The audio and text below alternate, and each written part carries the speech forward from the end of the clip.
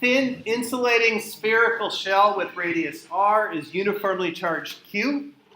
Another thin insulating shell is uniformly charged minus Q. Smaller radius.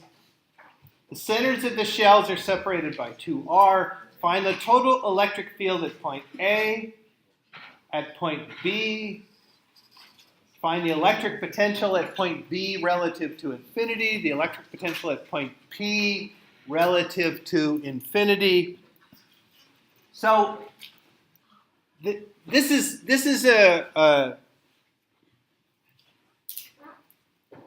because you have a uniformly charged sphere, or two of them, to find the electric field at any point or the electric potential at any point, you just find the electric field of each of them and add them together.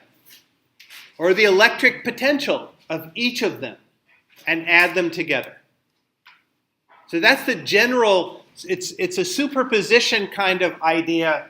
The electric field of this one plus the electric field of this one added together gives you the total electric field because those are the only charges around. So how do you find the electric field or electric potential of any one of them? Well, because each of them is a spherically symmetric object, you can use Gauss's law whenever you need to for each of them to find the electric field of each of them. Any place you want to. Inside this one, the electric field due to this one is going to be 0. But inside this one, the electric field of this one will look like the same as the electric field of a point charge at point P. So there will be an electric field inside here. Notice these are insulating spherical shells. So these are not conductors. This one right here does not polarize that one right there. That doesn't change the charge distribution because these are insulators. If they were conductors, it would be a different situation. If this was a conductor right here, it would be able to keep the field inside equal to 0. But it's not. Yeah. So at O, there is a charge or electric field? At O, either at O or at A, there's no electric field due to this one because it's a spherical charge distribution, and Gauss's law for that one would tell you that inside here there's no net electric field. But you have this over here, and you have to add the two electric fields together. This one is a spherical charge distribution, and this one's negatively charged.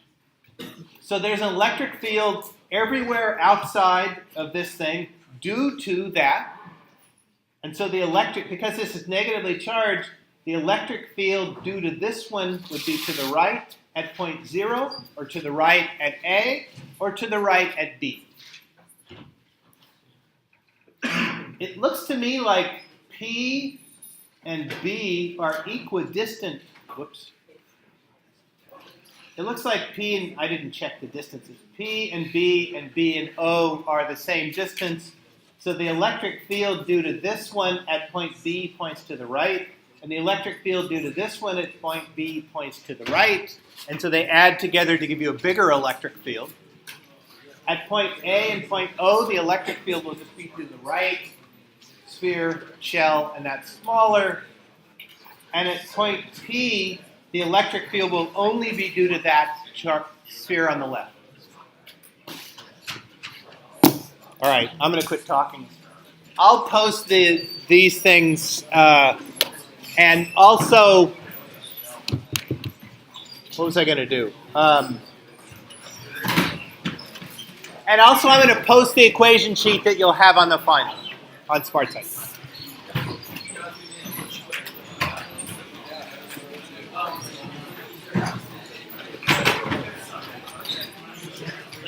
How would you find the potential of B and C? The potential of A. Well, for O and A, it would just depend on the electric field from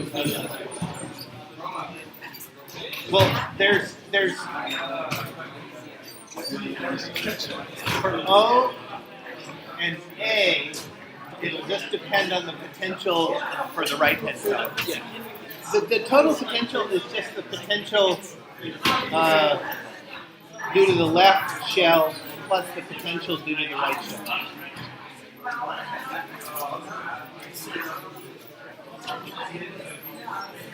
At any point. So P will only be left and O and A will be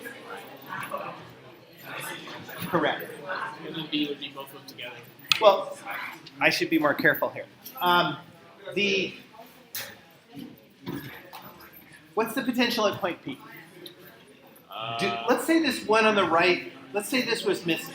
What would the potential at point B do to that?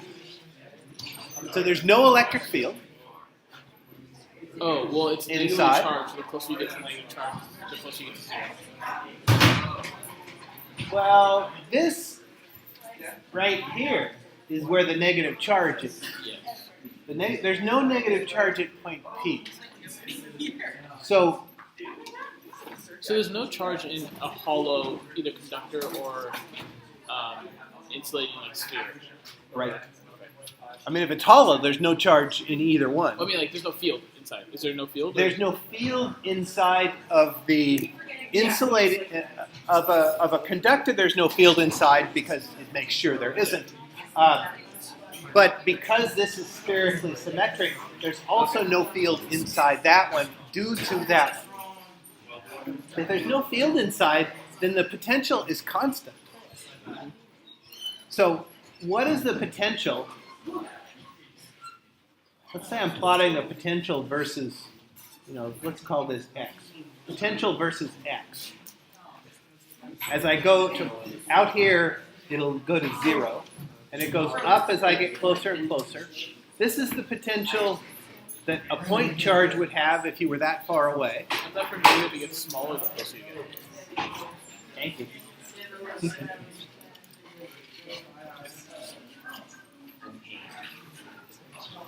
Whoops.